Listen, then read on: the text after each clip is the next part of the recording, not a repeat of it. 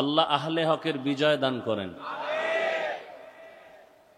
দুই একজন একটু টেস্ট করতে আসিয়া পরাজয় বরণ করছে। আমাদের ওলামায়ে কেরাম যারা আছেন, যে লাইনেরই থাক, আমাদের সাথে ভিন্ন কারোর সাথে কোনো হিংস্র আক্রমণ নাই, দূরত্ব নেই, মহব্বতই আছে। কিন্তু এরপরও কিছু মানুষ ছিদ্রান্বেষণ করে বেশি বেশি। সেই ক্ষেত্রে আমাদের সতর্ক থাকা খুবই জরুরি। বাতিল থাকা ভালো,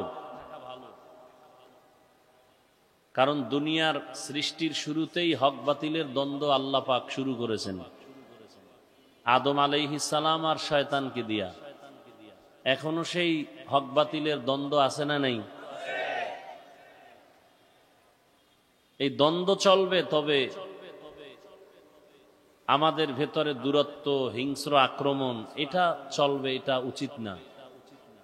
আল্লাহ পাক উলামায়ে কেরামদেরকে এক হয়ে হকের উপরে মজবুত হয়ে চলার তৌফিক দান করেন।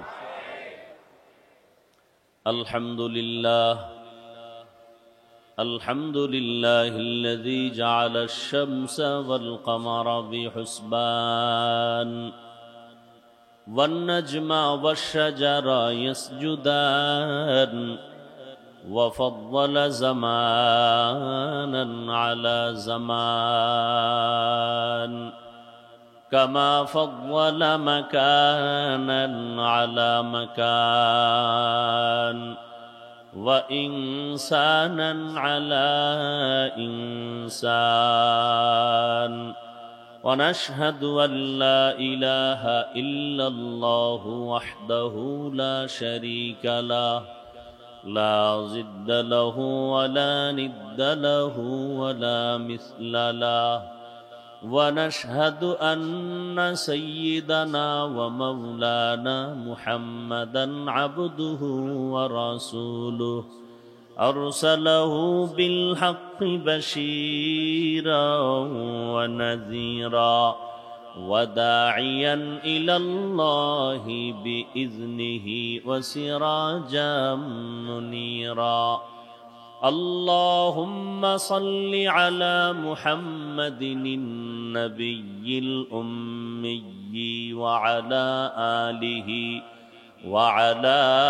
آله وسلم تسليما وبعد فأعوذ بالله من الشيطان الرجيم بسم الله الرحمن الرحيم وما أرسلناك إلا رحمة للعالمين وقال النبي صلى الله عليه وآله وسلم كل أمتي يدخلون الجنة إلا من أبى قيل من أبى قال من أطاعني دخل الجنة ومن عصاني فقد أبى أو كما قال النبي عليه الصلاة والسلام صدق الله مولانا العظيم وصدق رسوله النبي الأمي الكريم ونحن على ذلك من الشاهدين والشاكرين والذاكرين والحمد لله رب العالمين سبحانك لا علم لنا إلا ما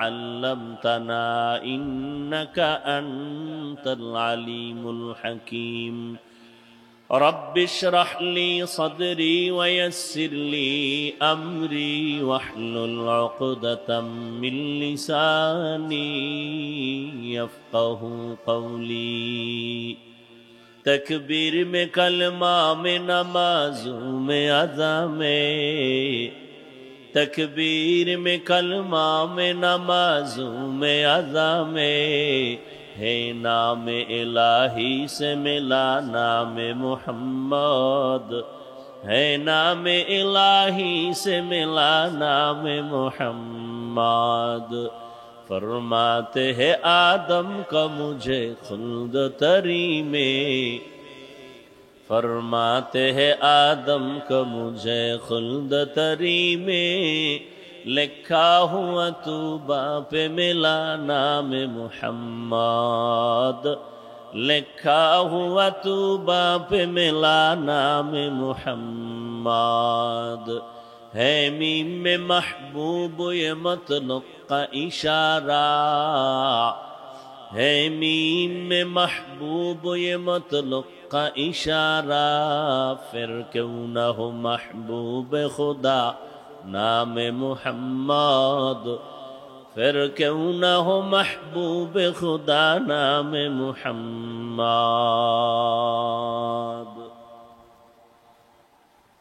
नाम की है মাদ্রাসার নাম কি?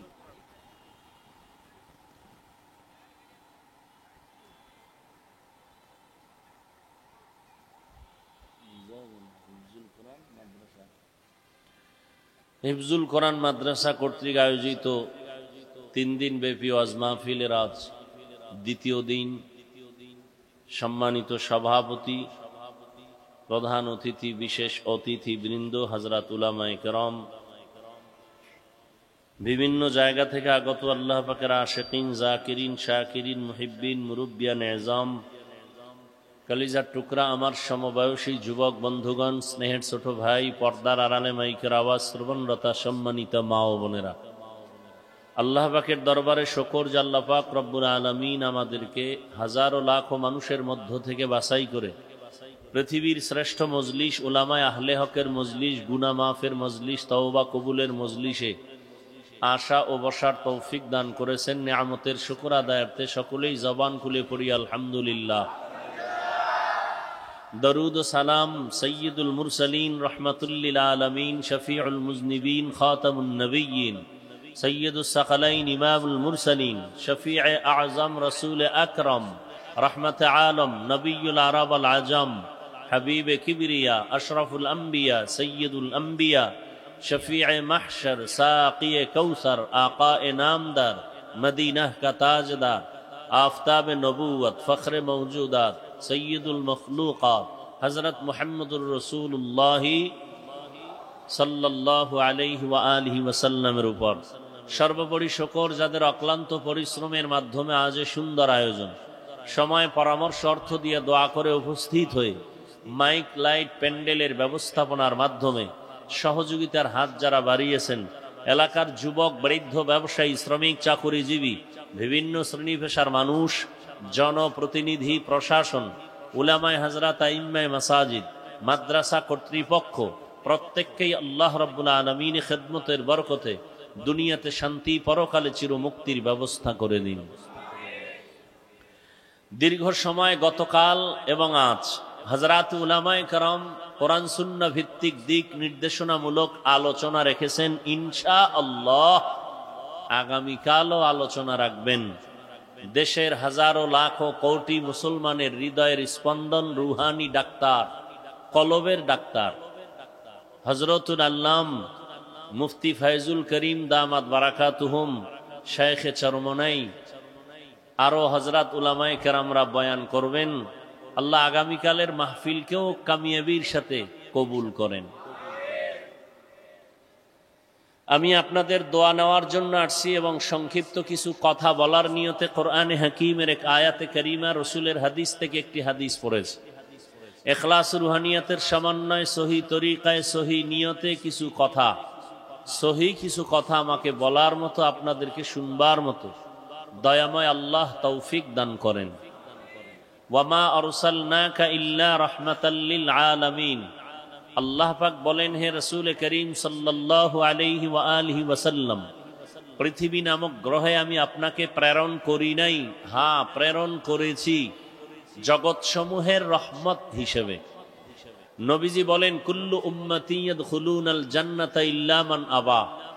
সব উম্মত জান্নাতে যাবে, শুধুমাত্র যারা আমি মুহাম্মদকে মানে না, অস্বীকার করে, তারা যাবে না। কিলা মান আবা।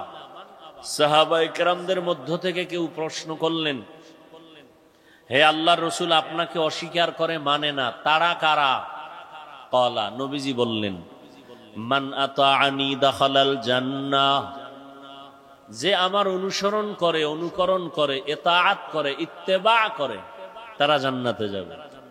ওয়া মান আসানি ফাকাদ আবা, যে আমার বিরোধিতা করে সে জাহান্নামে যাবে, আমাকে অস্বীকার করে। হাদিসটার দিকে একটু খেয়াল করি। নবীজি বললেন সব উম্মত জান্নাতে যাবে, যারা আমি মুহাম্মদকে মানে না তারা যাবে না। সাহাবায়ে কেরাম প্রশ্ন করলেন, হে আল্লাহর রাসূল, আপনাকে মানে না, অস্বীকার করে, তারা কারা? নবী কি বলেন এই কথাটা একটু খেয়াল করবেন, এবং আপনারা কিছু জবাব আমি চাইলে দিবেন। নবীজিকে প্রশ্ন করা হলো, নবী আপনাকে অস্বীকার করে, তারা কারা? নবীজি বললেন, যারা আমার অনুসরণ করে তারা জান্নাতি। প্রশ্ন করলেন, কারা আপনাকে অস্বীকার করে? নবী সেই জবাব দেওয়ার আগে বললেন, যারা আমার অনুসরণ করে, অনুকরণ করে তারা জান্নাতি। বলেন তো এই কথাটার বিপরীত কথা কি দাঁড়ায়?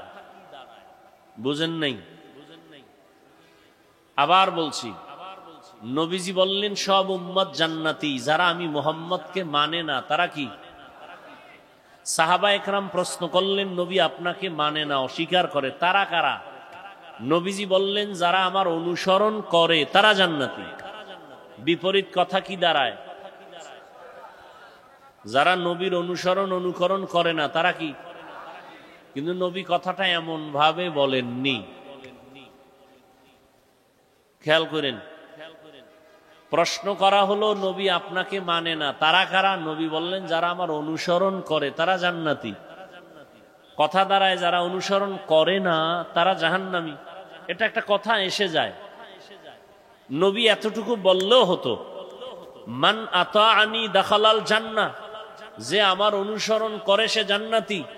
তাহলে বিপরীত কথা, যে অনুসরণ করে না সে জাহান্নামী, সে আমাকেই অস্বীকার করে। নবী এতটুকু বললেও হতো। নবী পাল্টা কথাটা বলে দিলেন ভিন্ন আঙ্গিকে। কি বললেন? ওয়া মান আসানি ফাকাদ আবা, যে আমার বিরোধিতা করে সে আমাকে অস্বীকার করে। এখন কি বুঝলেন এখানে? যারা নবীর আদর্শ অনুসরণ করে না, মানে না, তারা দুই দল। কয় দল? এক দল বাংলায় বলি আগ্রহী, আর এক দল বিদ্রোহী। ভিন্ন শব্দে বলা যায় এক দল দরদি, আর এক দল বিরোধী। বুঝেন? আগ্রহী আর বিদ্রোহী বুঝেন তো? আগ্রহী সে মোহাব্বত করে, বিদ্রোহী তার অন্তরে দুশ্মনী। উদাহরণত এভাবে বলি, কোন এক যুবকরে আমি জিজ্ঞাসা করলাম, এই যুবক, তুমি মদিনার নবীর আদর্শে দাড়ি রাখো না কেন? সে বলল, হুজুর, দাড়ি রাখা খুবই জরুরি একটা কাজ, পারি না, চেষ্টা করি, দোয়া কইরেন, আরো করব। কি বুঝলেন? আগ্রহী না বিদ্রোহী? বলেন। অন্য একটা যুবকরে জিজ্ঞাসা করলাম, এই যুবক, তুমি মুসলমান, রসুলের উম্মত? বলে হ্যাঁ। দাড়ি রাখো না কেন? বলে না রাখলে অসুবিধা কি? এমন নাই? দাড়ির মধ্যেই কি ইসলাম? কি বুঝলেন? আগ্রহী না বিদ্রোহী? রসুলের আদর্শের ক্ষেত্রে বিদ্রোহীর আর এক নাম বেঈমান। ভালো করে বুঝেন। তাহলে একজনের দাড়ি রাখে না, তাকে গালি দেওয়া, আগে বুঝতে হবে সে কি আগ্রহী না বিদ্রোহী। কথা বুঝাইতে পারি নাই? একজনের দাড়ি রাখে না, তাকে গালি দেওয়া, আর একজন দাড়ি পছন্দ করে না, তাকে ছাড় দেওয়া। একজন নামাজ পড়ে না, তাকে গালি দেওয়া, আর একজন নামাজকে পছন্দই করে না, তাকে ছাড় দেওয়া। সুযোগ পেলেই জুতা। কথা বলেন না কেন? দুইজনের ব্যবধান আছে না নাই? একজন মুমিন আর একজন বেঈমান। যে নামাজ পড়ে না আগ্রহ আছে মুমিন, যে নামাজ পছন্দ করে না সে বেঈমান। কথা বুঝেন নাই? একজনে কোরআনের বর্ণিত ইসলামের রাজনীতি করে না, গালি দেওয়া, আর একজনে বলে ইসলামের রাজনীতি নাই, তাকে ছাড় দেওয়া। বলে তো কি ইসলামে রাজনীতি আছে? কোরআনে রাজনীতি আছে? হ্যাঁ, নাপাক রাজনীতি, প্রচলিত নাপাক রাজনীতি ইসলামে নাই। ইসলামে কোন রাজনীতি আছে? মদিনাওয়ালা রসুলের রাজনীতি। ইসলামে কোন রাষ্ট্রনীতির কথা আছে? সুলাইমান নবী যে রাষ্ট্র পরিচালনা করেছেন সেই রাজনীতির কথা আছে। কোরআনে ইসলামে কোন রাজনীতির কথা আছে? ইউসুফ নবী অর্থমন্ত্রী হইয়া রাষ্ট্র পরিচালনা করেছেন, ওই রাজনীতি আছে। এটা নাই কোরআনে? যদি অস্বীকার করে দলিল ছাড়া বেঈমান। আল্লাহ হেদায়াত দান করুন। তাহলে রাজনীতি করে না আর পছন্দ করে না, দুইজন কি সমান? যে রাজনীতি করে না তাকে গালি দেওয়া, যে পছন্দ করে না তাকে ছাড় দেওয়া, যে নামাজ পড়ে না তাকে গালি দেওয়া, যে নামাজ পছন্দ করে না তাকে ছাড় দেওয়া, যে জিকির করে না তাকে গালি দেওয়া, যে আল্লাহর জিকিরকে অপছন্দ করে না তাকে ছাড় দেওয়া। ব্যবধানটা বুঝছেন তো? আল্লাহ বুঝার তৌফিক দান করেন।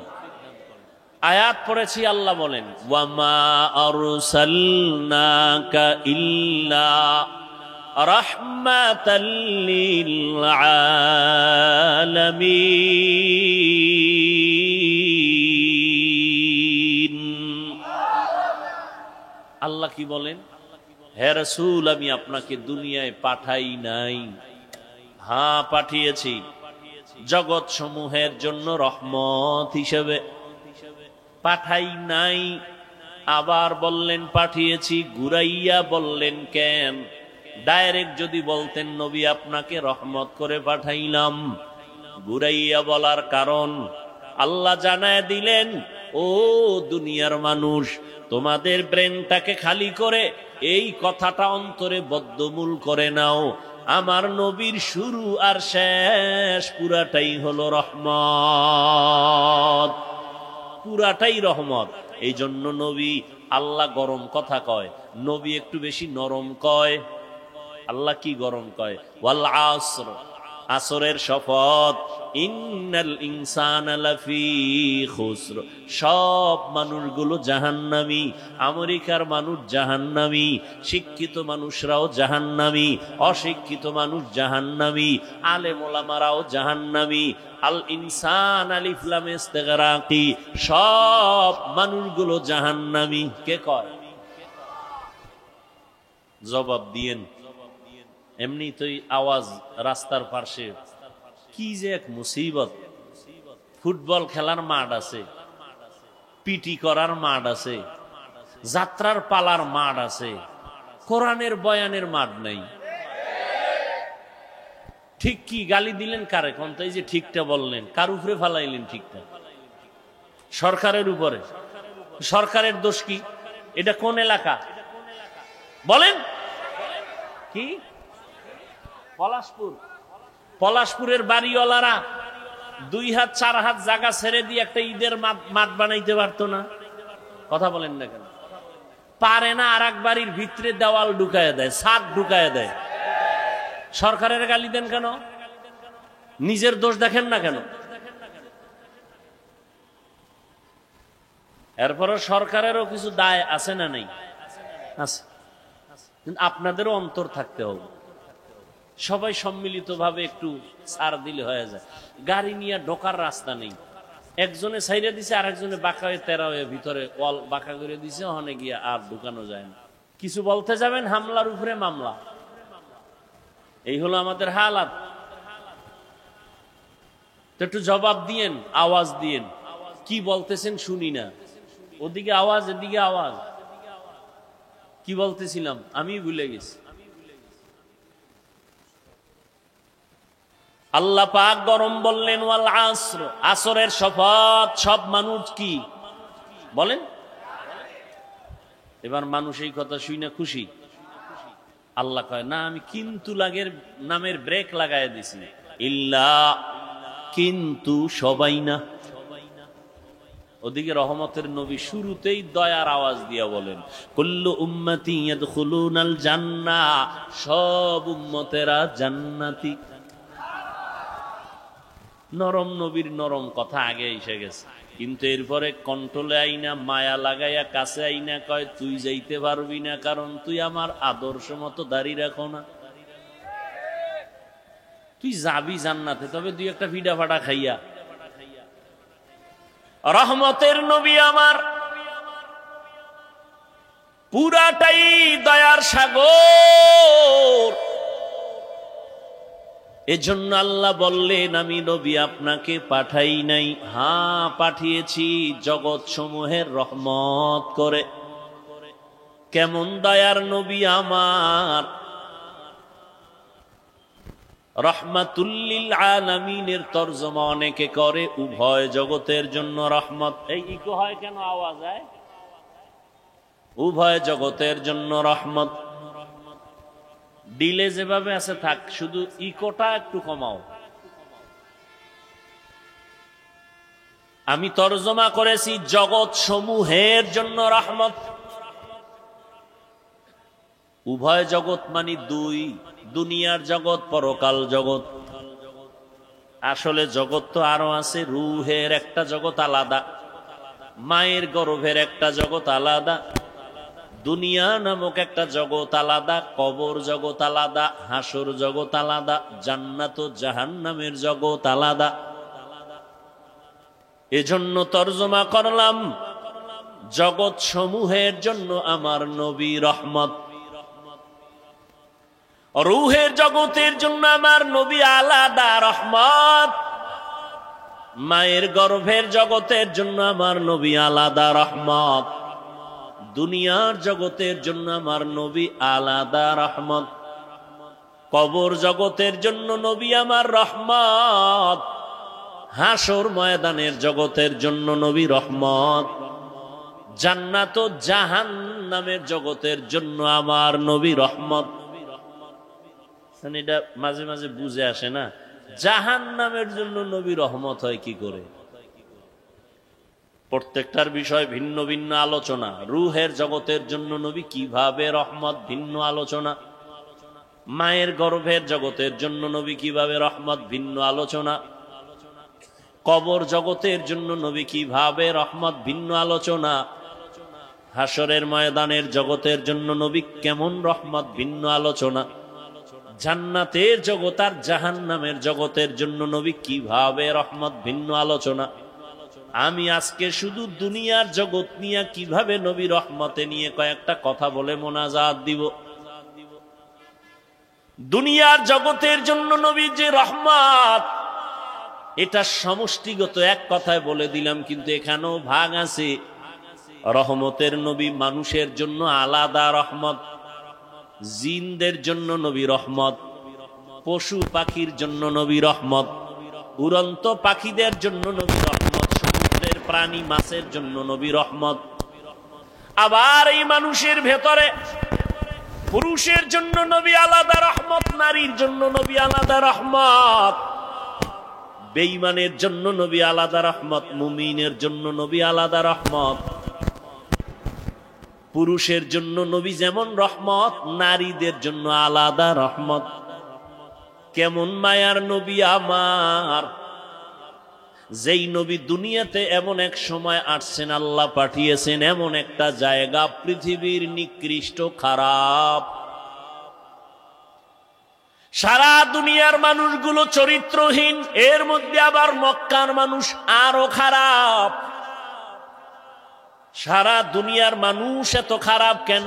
এদের মাথায় পরিচালনার কোনো মুরব্বী ছিল না। নবী নাই, ঈসা নবী নাই, মুসা নবী নাই, কোনো মুরব্বী নাই। যে যার মন মতো চলে, যে যার মন মতো চলে, যা বুঝে সেটাকেই প্রাধান্য দেয়। আল্লাহর কসম করে বলি, ওখান থেকে এখানে শিক্ষা নেও। যারা মুরব্বী মানে না, যারা ইমাম মানে না, এরা মরার আগেই দুনিয়া তার ধ্বংসের জীবন হয়ে যায়। আউযুবিল্লাহ পারে না, বিসমিল্লাহ পারে না, BA pass, IA pass, MA pass, আসসালামু আলাইকুম, এই দুইটা শব্দ শুদ্ধ করে পারে না, হে চাপাবাজি করে আমি কোনো হুজুর মানি না, মাওলানা মানি না, ইমাম মানি না, আমি কোরআন হাদিস মানি। তুমি আরবি কোরআন বুঝো না, হাদিসের আরবি পড়তে পারো না, তুমি কি মানবা? তোমার এই কথাটা 100% মিথ্যা কথা। আমরা আলেম ওলামার পিছনে দৌড়াইয়াও নিজের ঈমান আমল ঠিক রাখা বড় কঠিন। আর তুমি যে আমি কাউকে মানি না, তাহলে বুঝতে হবে তুমি কাউকে না মানলেও এক পর্যায়ে তোমার শয়তানকে মানা হয়। কাকে মানা হয়? শয়তান। শয়তান 3 দল। কয় দল? জিন শয়তান, মানুষ শয়তান, নফস শয়তান। নফসটা ভিতরে আছে না নাই? ভিতরে বয়ে কারবার করতেছে। হুজুর মানি না, আলেম মানি না, কিচ্ছু মানি না। মক্কার মানুষ সহ পৃথিবীর মানুষ রসুল আসার আগে খারাপ হয়ে গেল কেন? মুরব্বি নাই, মন মতো চলে। এমন এক সময় আল্লাহ পাক আমার নবী, রহমতের নবীকে মক্কা নগরীতে পাঠালেন, যেই মক্কার মানুষ চূড়ান্ত খারাপ চরিত্রহীন, লম্পট, এতটাই খারাপ সারা দুনিয়াতে তাদের মতো খারাপ কোনো মানুষ নেই। সেই জায়গায় আমার এমন এক নবীকে পাঠাইছেন যে নবীর জিন্দেগিতে কোনো কলঙ্কের দাগ নেই, মহা পবিত্র ব্যক্তি। ঢাকা শহরে বিভিন্ন জায়গায় অপকর্ম হয় না? হয় না? খবর আসছে ওখানে মদের আড্ডা চলে, ওই রাস্তার গলির মধ্যে নারীদেরকে নিয়ে নাচ গান চলে, অর্ধুলাঙ্গ। খবরটা দিল, আলেম ওলামারা মিটিং করলো, কি করা যায়। তো এলাকার কিছু গণ্যমান্য গাঞ্জাখোর আছে, বিড়িও টানে, হুজুর্গ কাছেও আসে, এগো ডাকছে, ভাই ওখানে আগে একুরেট খবরটা নাও, তোমরা আগে যাও, আমরা যাইতে পারি না, আমরা বড় হুজুর, ওই জায়গায় গেলে মাইনসে কইব বড় হুজুর এখানে আইলো কেমনে, আগে পরিবেশ তৈরি করো, এরপরে আমরা যাই। যাও তোমরা বিড়ি টান্নেওয়ালার একটু আগে যাও, বড় হুজুর ওখানে যাবে না, মানুষ খারাপ বলবে, কথা ঠিক। কিন্তু রহমতের নবী, মক্কা নগরীর মানুষ এত খারাপ, এর মধ্যে রহমতের নবীকে আমার আল্লাহ পাঠালেন। আল্লাহ পাকের কুদরত আমাদের বিবেকের বাইরে, কাদের কুদরত দারি বরকামাল, আন্তা রব্বি আন্তা হাসবি যুল জালাল। নবীকে পাঠায় দিলেন, মক্কা নগরীতে আসলেন, মা আমেনার গর্ভে আব্দুল্লাহর ঔরসে রহমতের নবী আসলেন। নবী আসছেন এমন এক হালাত, দুনিয়াতে আসি একবার বাবার চেহারাটাও দেখতে পারেন নাই, 6 বছরে মা হারায় ফেললেন। বড় অসহায় নবী আমার, ইয়তীম, আপন জন আত্মীয় স্বজন সব হয়ে গেল জানের দুশ্মন। রহমতের নবী আমার এখনো নবুয়তের সনদ আল্লাহ কোরআন দেয় নাই। নবী দীর্ঘদিন কারো সাথে কোনো দাওয়াতের কথা বলেন না, এমনি মিলজুল হয়ে কথা বলেন, চলাফেরা করেন, সবাইকে কাছে টানেন, সবার কাছে নবী যান, কথা বলেন সুন্দর, মানুষের মনটা কেমন যেন আকৃষ্ট হয়ে যায়। কেউ নামাজি ভাইরা বেনামাজিরে দেখলে সি সি করে তাড়ায় দেই, তুমি খারাপ আমি ভালো। রহমতের নবী আমার সবার সাথে চলে ফিরে, কাছে টানেন, বুকে লাগান। নবীর ব্যবহার ছিল মানুষকে কাছে আনার বড় বুঝি। দীর্ঘ 40 বছর পর্যন্ত নবী কালেমার দাওয়াত দেন না, রোজার কথা বলেন না, কোনো আওয়াজ নাই। রহমতের নবী আমার এই 40টা বছর মক্কার অদূরে হেরা পাহাড়ের গুহায় গিয়া আমার নবী আল্লাহর ধ্যানে সময় কাটাইতেন। 40 বছর চলে গেল, 6 মাস। এরপরে আল্লাহ কোরআন নাজিল শুরু করলেন। হেরা পাহাড়ের ভেতরে জিব্রাইল আমিন আসলেন, নবীকে চাপ দিলেন। ঘটনা আপনাদের সকলেরই জানা। রহমতের নবী কোরআন পাইয়া দাওয়াত শুরু করলেন। নবীর দাওয়াতের প্রথম কাজ আল্লাহর কোরআনের তেলাওয়াত। هو الذي بعث في الأميين رسولا منهم يتلو عليهم آياته ويزكيهم ويعلمهم الكتاب والحكمة وإن كانوا من قبل لفي ضلال مبين। আল্লাহ এক নবী বানাইলেন, নবীকে বলেন উম্মি নবী। উম্মি মানে মূর্খ, হ্যাঁ, উম্মি মানি আনপড়। ভিন্ন কারো থেকে নবী পড়েন নাই, সেই অর্থে নবী উম্মি। কেউ যদি তর্জমা করে নবী অক্ষর জ্ঞানহীন, তার মানি হলো মূর্খ। এই তর্জমা করাটা চূড়ান্ত বেয়াদবি। রহমতের নবী আমার দাওয়াত শুরু করেছেন। 40 বছর পরে কোরআন পাইয়া নবী আর ঘুমায় না। নবী দাঁড়ে দাঁড়ে দৌড়ায় আর দাওয়াত দেন। প্রথম নবীর মিশন হলো কোরআনের তেলাওয়াত। এটার মধ্যে এমন এক আকর্ষণ আল্লাহ দান করেছেন, একটা বিধর্মীয় যখন তেলাওয়াতের আওয়াজ শুনে তার অন্তরটা ঠান্ডা হয়ে যায়। চুপ করে তার নিরাপত্তা বজায় রেখে তেলাওয়াত শুনে না। জীবনে কোরআন দেখে নাই, পড়ে নাই, ধরে নাই, এমন একটা লোক আল্লাহর কোরআনের আয়াতের তেলাওয়াত যখন কানের মধ্যে যায়, অন্তরে মায়া বেড়ে যায়। নবী কয়, ও মুমিন, একজনে তেলাওয়াত করছে, তুমি সুন্দর করে কান লাগায়া শুনছো। তেলাওয়াত করনেওয়ালা যেই সওয়াব পাবে, শুননেওয়ালাও সেই সমান সওয়াব পাবে। আচ্ছা আমাকে বলেন তো, আমি তেলাওয়াত করতেছি, আর একজনের রাস্তার পাশে দাঁড়াইয়া এ কোরআন বুঝে না, চিনে না, কিন্তু শুনতেছে আর অন্তরে মজা নিতেছে। নবী বলেন ওই লোকটাও আমি তেলাওয়াতকারীর মতো সওয়াব পেয়ে যাবে। এখন যারা বলতে চান যে অর্থ না জেনে পড়লে লাভ নাই, তাহলে ওই লোকটা কি সওয়াব থেকে বঞ্চিত? বলেন, আমি এমন আয়াত তেলাওয়াত করলাম, হাফেজ সাহেব করে, অর্থ জানে না, সওয়াব হবে না? তাহলে এই ফিতনা কেন? কি বিষয়? কি কাদিয়ানীরা ধরে ধরে মুসলমানকে উত্তরবঙ্গে যাও টাকার প্রলোভনে পালাইয়া কাদিয়ানী বানায়, সে নিয়ে তোমার কোনো মিশন নাই, কোনো কর্মসূচি নাই। কে ইল্লাল্লাহ জিকির করলো তা নিয়ে তোমার এত বিরোধিতা, বোঝা গেল তোমার অন্তর বড় ঝামেলায় যুক্ত হয়ে গেছে। খ্রিস্টান মিশনারিরা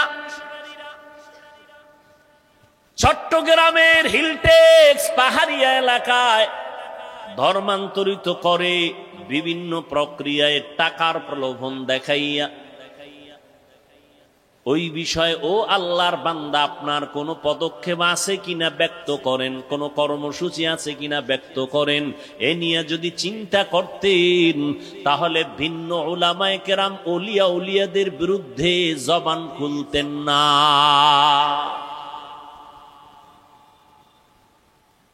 তাবলীগের বিরোধিতা, চরমনায়ের বিরোধিতা, উজানির বিরোধিতা, এটা ট্রেডিশন বানায় ফেলছে। এদের বিরোধিতা করতে পারলেই মনে করে সে খুব দামি হয়ে গেছে। আল্লাহ এর থেকে আমাদের সমস্ত উলামায়ে কেরামদেরকে হেফাজত করে। তুরুটির ঊর্ধ্বে তো কেউ না, কিন্তু তার মানে কি এই তুরুটি নিয়ে রাস্তায় পোস্টারিং করা, চিল্লা চিল্লি করা? আল্লাহ হেদায়াত দান করেন। ইল্লাল্লাহ জিকির একটা সমস্যা ধরে নিলেন। আচ্ছা, এই ইল্লাল্লাহ জিকিরটা পৃথিবীর কোন তরিকায়, কোন পীর, কোন ওলি, কোন আউলিয়া পৃথিবীতে রসুল থেকে শুরু করে আজ পর্যন্ত কেউ বলে নাই যে তুমি জিকিরের আসনে বৈশাই শুরুতে তুমি ইল্লাল্লাহ শুরু করবা। পৃথিবীর কোন তরিকায় নিয়ম নেই। কি নিয়ম? বলে তুমি বসে দীর্ঘ সময় পুরা কালেমা পড়ো, লা ইলাহা ইল্লাল্লাহ, লা ইলাহা ইল্লাল্লাহ,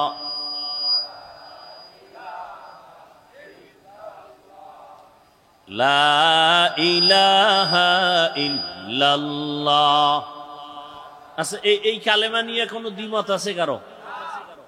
দীর্ঘ টাইম এই কালেমা পড়ার পরে অন্তরে যখন বসে গেল আমার আল্লাহ তাআলা ব্যতীত কোনো ইলাহ নাই, কোনো মাবুদ নাই, লা ইলাহা নাই, কোনো মাবুদ নাই, কোনো ইলাহ। আরে এরকম কি সমস্যা? কি এতক্ষণ হইল না?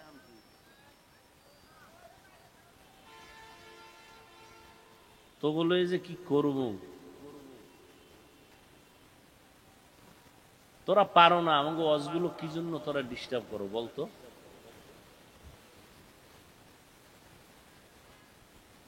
খেয়াল করেননি আপনারা? লা ইলাহা মানে কি? কোন ইলাহ, কোন মাবুদ, কোন রিজিক দাতা, কোন আইন দাতা, কোন বিধান দাতা ইল্লাল্লাহ, কেউ নাই। কে আছেন? তাহলে একমাত্র আল্লাহই আছেন, কোন ইলাহ নাই আল্লাহ ব্যতীত, তার মানে আল্লাহই আছেন। তাহলে আমি আল্লাহ আছেন, আল্লাহ আছেন লা ইলাহা শব্দে বুঝায় না, ইল্লাল্লাহ শব্দটায় বুঝায় আল্লাহ আছেন। লা ইলাহা নফি, ইল্লাল্লাহ হলো ইসবাত। লা ইলাহা মানে কোনো ইলাহ নাই, ইল্লাল্লাহ মানে আল্লাহই আছেন। কে আছেন? এটা দীর্ঘ টাইম পুরা কালেমাটা পড়ার পরে অন্তরে ধ্যান করলাম আল্লাহ ব্যতীত আর কোনো মাবুদ নাই, একমাত্র আল্লাহই আছেন। এটা অন্তরে বসানোর পরে দীর্ঘ টাইমের পরে এক পর্যায়ে বললাম শুধু ইল্লাল্লাহ, ইল্লাল্লাহ, ইল্লাল্লাহ, একমাত্র আল্লাহই আছেন, আল্লাহই আছেন, আল্লাহই আছেন, আর কেউ নাই। আর কেউ নাই কথাটা তো আগেই বলে ফেলেছি।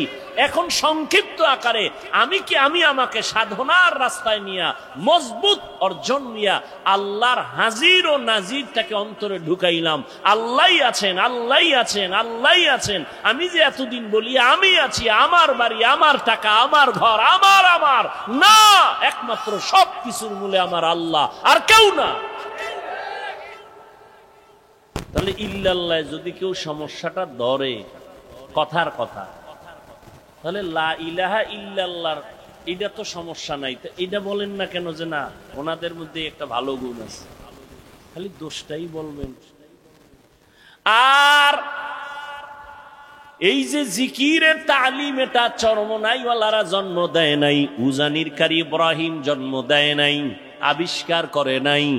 উজানির কারি ইব্রাহিম রহমাতুল্লাহ আলাই রশিদ আহমদ গঙ্গুহি রহমাতুল্লাহ আলাইহির থেকে সবক নিলেন, তিনিও মন থেকে নিজে আবিষ্কার করেন নাই। হাজী ইমদাদুল্লাহ মুহাজির মক্কি রহমাতুল্লাহ আলাইহির থেকে সবক নিলেন। তাহলে গালিটা তুমি চরমনাইকে দাও কেন? উজানিকে দাও না? উজানিকে না দিয়া রশিদ আহমদ গাঙ্গুহিকে দাও সাহস থাকলে। রশিদ আহমদ গাঙ্গুহিকে একটু আগে আবরার সাহেব বলে গেলেন ফকিহুন নফস। ভাইরা আমার, আর এই সমস্ত বিরোধিতার কারণে ইসলামের কি উপকার হয়েছে বলো? হিংসা ছাড়া কিছুই বাড়ে নাই। সালাম ভাইজানেরা দেয় না, আমরা দিলেও সালাম নেয় না, এর নাম মুসলমান? হ্যাঁ, আল্লাহ হেদায়েত দান করুন। ওয়ামা আরসালনাকা ইল্লা রাহমাতাল লিল আলামিন। রহমতের নবী আসলেন, মক্কা নগরীর চূড়ান্ত মানুষগুলো রহমতের নবীর মাত্র 13 বছরের মেহনতে এতটা দামি হয়ে গেল। যেই মক্কার মানুষগুলো কন্যাদের অপছন্দ করে, নারীদেরকে অপছন্দ করত। নিজের বাবা হইয়া মেয়েটাকে পাথর চাপা দিয়া মেরে ফেলতো। মেয়ে পছন্দ করে না। আমাদের সমাজে এখনো কিছু কুলাঙ্গার আছে, কন্যা পছন্দ করে না। কন্যা হইলে স্ত্রীর সাথে ঝগড়া লাগায়, কথা বলে না, রাগ করে। মাইয়া হলো কেন? আচ্ছা, ছেলে হোক মেয়ে হোক, এটা কি স্ত্রীর দোষ? যদি কেউ দোষ আঙ্গুল দেখায় তো স্বামীর দিকে দেখাইতে পারে, স্ত্রীর দিকে দেখাবে কেন? আল্লাহকে কোনো দিকে দেখায় লাভ? ছেলে মেয়ে দেওয়ার মালিককে। তোমরা যে স্লোগান দাও ছেলে হোক মেয়ে হোক দুটোর বেশি না, একটা হলে ভালো হয়, না হইলে আরো ভালো, এই স্লোগান দিয়া ট্যাবলেট খাইয়া কি পরিমাণ দেশে সন্তান কমছে। কথা হয় না, সত্য কথাটা বলতে কষ্ট হয়। কি বাংলাদেশে ট্যাবলেট খাওয়ার পরে জনসংখ্যা কমছে? বলেন। এখন কিছু চালাকরা কইবে হুজুর এটা তো আপনারা বাড়াইছেন, আমরা তো মোটামুটি ট্যাবলেট খাইয়ে লাইনে আছি। আচ্ছা দেখেন তো এই প্যান্ডেলের ভিতরে হুজুর বেশি না ভিন্ন লাইনের মানুষ বেশি? বলেন। হুজুরেরা বাড়াইলো কই? বিষয় কি? বান্দা চাইলে কিছুই হয় না, আল্লাহ চাইলে সব হয়। নমরুদ্দে পাল্লা দিছে, ইব্রাহিমকে আসতে দিবে না, ফিরাইতে পারছে? আল্লাহর সাথে পাল্লা দিয়া কেউ আগাতে? ফেরাউন চাইলো মুসা নবীকে আসতে দিবে না, আল্লাহ মুসা নবীকে পাঠাইছেন। ওই বেঈমানের ঘরে টাকা দিয়া লালন পালন করায়া মুসা নবীরে বড় বানাইলেন। থাপ্পড় লাগায়া ফেরাউনের গালের মধ্যে ফেরাউনের একটু উদ্বোধন করায় দিলেন। ওই ফেরাউনের ইতি টানায় দিলেন মুসা নবীর মাধ্যমে। আল্লাহ চাইলে সব হয়, বান্দা চাইলে কিছুই হয় না।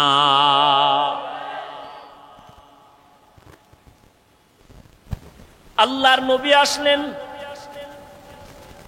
মাত্র 13 বছর, নারীদের সম্মান সর্বোচ্চ দিয়া দিলেন, কন্যাদের হত্যা বন্ধ করায় দিলেন। রহমতের নবী আমার মাত্র 13 বছরের মেহনতে মানুষগুলোকে এত দামি বানায় দিলেন। আল্লাহ জিব্রাইলকে লিস্টি নিয়ে পাঠায় দিয়া বলেন, যাও আমার নবীর কাছে লিস্টি দিয়া দাও। এই লিস্টিতে যাদের নাম আছে নবী যেন ঘোষণা দিয়ে দেয় এই লিস্টির সবাই বিনা হিসাবে জান্নাতি। জাহান্নামের পথের মানুষগুলো জান্নাতি হয়ে গেল, ডাইরেক্ট জান্নাতের টিকেট দুনিয়ায় পেয়ে গেল। আচ্ছা, নবী মাত্র কয় বছর বলেন? 13 বছরে মক্কার চূড়ান্ত খারাপ এদেরকে জান্নাতি বানায় দিলেন বেতের বাড়ি দিয়া। কেমন মায়ার নবী আমার! শুধু 13 বছর কেন, নবীজির পুরা হায়াত 63 বছরে কোনদিন নবী একটা কাউকে গালি দেন নাই। আপনি চিন্তা করতে পারেন, হাজার হাজার গালি নবীর সামনে দাঁড়ায় ইহুদিরা দিতেছে, আমার নবী গালি দিবেন দূরের কথা, হায়াতে কোনদিন একটা গালির জবাবও দেন নাই। আরো আশ্চর্য কথা, কেমন মায়ার নবী আমার! কোনদিন আমার নবী চোখ মোবারক গরম করে কারো দিকে রাগে তাকান নাই। রহমতের নবীর মায়ার আদর্শ দেখা বেঈমান কালেমা পড়েছে, নবীর ব্যবহার দেখে দুশমনাইয়া বন্ধু হয়ে গেছে। ইমামুল আউয়ালিনাল আখিরিন বাহরে সাদকা রাহমাতাল লিল আলামিন সাইয়্যিদুল কাউনাইন খাতমুল মুরসালিন আখির আমদ বুদে ফখরুল আউয়ালিন। এরে নবীর আশিক উম্মতের দল, কেমন একজন নবী পেয়েছো, ওই নবীরে চিনো নাই রে যুবক। 1500 বছর পরে নবী নাই। ওই যে একটু আগে বলছিলাম শুরুতে, ঈসা নবী চলে গেছেন, আমগো নবী আসছেন, মাঝখানে কোনো মুরব্বী নাই, মন মতো চলিয়া ধ্বংসের পথে গেল। কিন্তু রহমতের নবী, শ্রেষ্ঠ নবী, যার কোনো তুলনা নাই, সেই নবী চলে গেলেন। আজ 1500 বছর হয়ে গেল, এরপরে উম্মত কেন লাইন ছাড়া হয় নাই? এখনো বাংলাদেশের ভেতরে উম্মত আল্লাহর নবীর সুন্নতের জন্য জীবন দিতে তৈয়ার। ফিলিস্তিনে মানুষ রক্ত দিয়ে দিতেছে। এরে ব্রিটিশদের আক্রমণ, ইহুদিদের আক্রমণ, ওই স্পেনের ভেতরে এত পরিপূর্ণ আক্রমণ করেছিল, মুসলমানের 800 বছরের শাসনকে ধ্বংস করে দিল। এরপরও ইসলামকে বিদায় করতে কেন পারে না? এর একমাত্র কারণ, ধারাবাহিকভাবে এই জাতি মুরব্বী মানে, ইমাম মানে, এই কারণে চূড়ান্ত ধ্বংস হয় না। আর যারা মুরব্বী মানে না, গিয়া দেখেন ওদের দুনিয়াও ঠিক নাই, আখেরাতও ঠিক নেই। ভালো করে তদন্ত করেন ভাইরা আমার। 1500 বছর পরে তাকাইয়া দেখো, এই জমিনের ভেতরে মদিনার নবীর আদর্শ মানার কারণে এখনো সম্মান আল্লাহ চোখে দেখায় দিলেন। করোনার সময় স্কুল বন্ধ, কলেজ বন্ধ, চাকরি বন্ধ, ব্যবসা বন্ধ, ট্রেন বন্ধ, ফ্যাক্টরি বন্ধ, সব বন্ধ হয়ে গেল। কিন্তু কোরআনের একটা মাদ্রাসাও বন্ধ হয় নাই। এটা কি বাকি না নগদ? জিন্দেগি মে বন্দেগি তু করনা হে, জিন্দেগি মে বন্দেগি তু করনা হে, শর্মিন্দা হে জিন্দগি বে বন্দগি शर्मिंदा है। दुनिया में हो दुनिया का तलबगार न हो, बाजार से गुजर हो खरीदार न हो। ये दुनिया एक मिसले कागज फूल है, ये दुनिया एक मिसले कागज फूल है। जिंदगी में बंदगी तू करना है, जिंदगी में बंदगी तू करना है। जिंदगी बे बंदगी शर्मिंदा है, जिंदगी बे बंदगी शर्मिंदा है। जिंदगी में बंदगी कुन बंदगी, बंदगी बे जिंदगी शर्मिंदगी। এরে নবীর আশিক, 1500 বছর পরেও তাকাইয়া দেখো, এই জমিনে নবীর আদর্শ রেখে গেলেন। আমার নবী চ্যালেঞ্জ দিয়ে গেলেন, কালান নবিয়্যু সাল্লাল্লাহু আলাইহি ওয়া আলিহি ওয়াসাল্লাম, তারাকতু ফীকুম আমরাইন লান তাদিল্লু মা তামাসসাকতুম বিহিমা, কিতাবাল্লাহি ওয়া সুন্নাত রাসূলি। পয়গম্বর বলেন, আমি বিদায় বেলা চ্যালেঞ্জ দিয়ে গেলাম, দুইটা জিনিস রেখে গেলাম, যদি আঁকড়াইয়া ধরো কোনদিন তোমার ঈমান নষ্ট হবে না, সম্মান কমবে না। এক নাম্বার হলো আল্লাহর দেওয়া কোরআন, দ্বিতীয় হলো আমি নবীর রেখে যাওয়া সুন্নাত। বলে কেমনে বুঝলাম? কয় তিনি মন গড়া টুপি পরেন নাই, তিনি তার মুরব্বী যারা উলামায়ে আহলে হক তাদের অনুসরণ করেছেন, তারা তাবিঈনদের অনুসরণ করেছেন, তারা তাবিঈনদের অনুসরণ করেছেন। এভাবে যাইতে যাইতে সাহাবায়ে কেরামের অনুসরণ, আবার সাহাবায়ে কেরাম আমার রসুলের অনুসরণ করেছেন। এজন্য নবীও বলে গেছেন, উলামায়ে আহলে হকের তোমরা ফেলে ফেলে দিও না, কারণ এরা আমি মুহাম্মদ সহ সমস্ত নবীদের কলিজার বন্ধু, টাকা পয়সার বন্ধু না, এরা হলো ইলমে নববীর বন্ধু। উলামায়ে আহলে হকের অনুসরণ করো। আল্লাহ কোরআনে বলে দিলেন, উলুল আমর যারা তাদের অনুসরণ করো।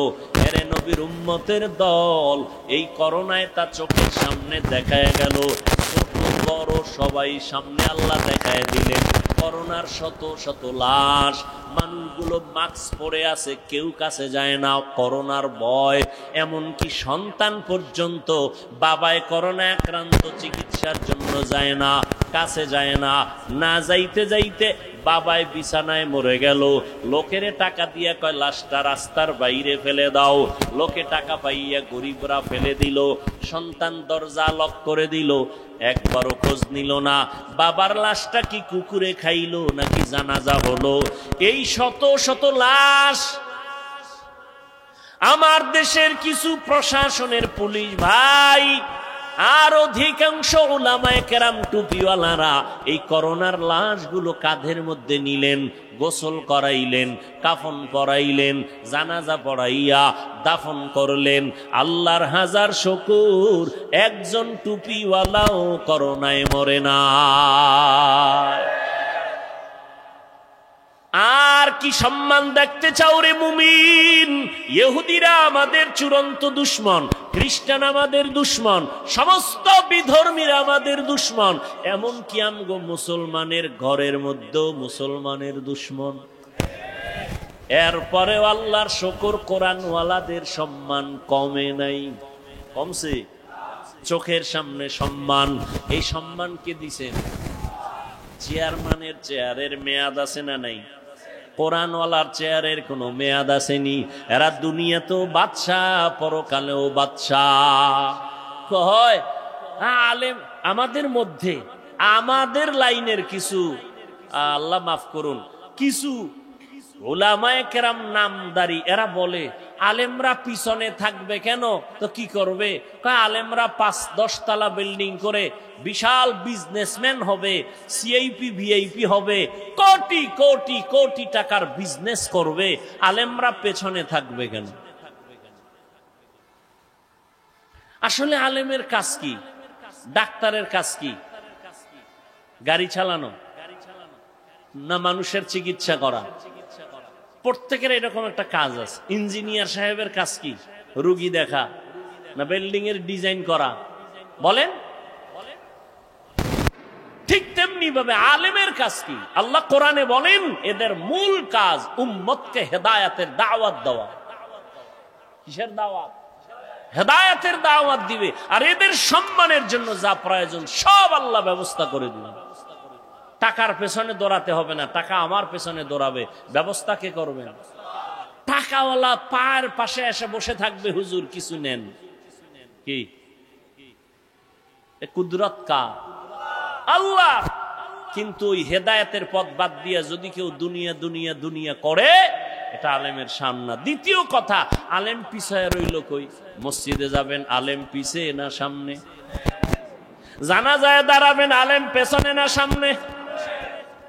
মজলিসে যাবেন, ওলামায়ে কেরাম আছে, বড় হুজুর আছে, পেছনে না সামনে? মন্ত্রীদের মজলিসে আলেম গেছে, পেছনে না সামনে?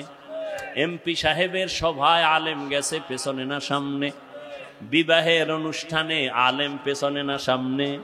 কেন বলো বাবা, আলেম পিছাইয়া থাকবে কেন? আলেম পিছনে নাই, তোমার অন্তরটা বড় দুর্বল। আলেমকে আল্লাহ এলেমের কারণে সবার উপরে সম্মান দিয়া রাখছেন। কোটিপতিও আলেমের কাছে ঈশা দোয়া চায়।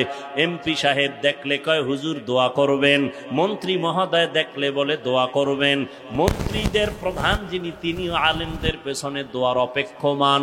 আল্লাহ তাআলা ওলামায়ে কেরামকে এলেমের কারণে সম্মান দিয়া রাখছেন। টাকা দিয়া সম্মান বাড়ানো যায় না। এলমেরা এজাজু করদন বেহিসাব, খলকেরা দাদন জওয়াবে বাসও। এত মুসিবতের মধ্যে কি আলেমদের সম্মান কম? বলেন। আল্লাহ দেখাইলেন আমার সোনার বাংলায় কত হাফেজে কোরআন, ছোট্ট ছোট্ট বাচ্চাগুলো সারা দুনিয়ার মানুষের মাথা গরম করে প্রধান পুরস্কার নিয়ে বাংলাদেশে আসছে হাফেজে কোরআন। আছে না নাই? এই সম্মান দিছেন কে? আল্লাহ দিছেন। অতএব নবী চ্যালেঞ্জ দিয়ে বলছেন, দুই জিনিস ধরে রাখো, কোরআন আর নবীর সুন্নাহ। এই দুই জিনিস যদি পেতে চাও, উলামায়ে আহলে হকের পেছনে ছাড়া যা পাওয়া যাবে না। আর উলামায়ে কেরাম তৈরি হয় কলেজে না মাদ্রাসায়? মাদ্রাসায়। মাদ্রাসাকে সম্মান করো। আমি এটা বলি না আমার যুবক ছেলেরা মাদ্রাসায় চলে আসো, স্কুল কলেজ বন্ধ করে দাও, না, একবারও বলি না। স্কুলে পড়ো আলহামদুলিল্লাহ, কলেজে পড়ো আলহামদুলিল্লাহ, ডাক্তার হও আলহামদুলিল্লাহ, ইঞ্জিনিয়ার হও আলহামদুলিল্লাহ, প্রফেসর হও আলহামদুলিল্লাহ। তবে খবরদার আমার দাবি বেয়াদব হইও না। তোমার ব্যবহারে যেন মা বাবা কষ্ট না পায়, তোমার আচরণে যেন উলামায়ে কেরাম কষ্ট না পায়, তোমার ব্যবহারে যেন মুরব্বীরা কষ্ট না পায়। 5 ওয়াক্ত নামাজ পড়ো, মা বাবার দোয়া নিয়ে চলো, উলামায়ে কেরামের পরামর্শ নিয়ে চলো। ও যুবক বাবারা, তোমার মতো কত যুবক জীবনে মাদ্রাসায় পড়ে নাই, স্কুল কলেজে পড়িয়া 5 বেলার নামাজ পড়ে। সত্য কথার সাক্ষী দাও, আছে না নাই? তুমি কেন পারবা না? ও যুবক বাবা, তোমার মতো যুবক রাস্তায় গাড়ি চালায়, ড্রাইভারি করে, 5 বেলার নামাজ পড়ে, আছে না নাই? তুমি কেন পারবা না রে বাবা? তোমার মতো সন্তান জেনারেল লাইনে থাকিয়া শ্রমিকের কাজ করে, সময় মতো নামাজ পড়ে, কৃষি কাজ করে, নামাজ ছাড়ে না, নদীর মধ্যে মাছ ধরে, নামাজ ছাড়ে না। ও আল্লাহর বান্দারা, র্যাব, আর্মি, পুলিশ, বিডিআর এর চাকরি করে, নামাজ ছাড়ে না। সেদিন এক যুবক আইসা কয়, হুজুর চাকরির সিঁড়িতে যাইয়া স্কেল বেড়ে গেল বেতনের, হঠাৎ করে উপরের অফিসার কয় দাড়ি রাখা যাবে না। আমি বললাম সালাম, চাকরি করা যাবে না, রিজিকের মালিক চাকরি না, রিজিক দেওয়ার মালিক আমার আল্লাহ। ইয়া আইয়ুহান নাস আনতুমুল ফুকারাউ ইলাল্লাহ ওয়াল্লাহু হুয়াল গনিয়্যুল হামিদ।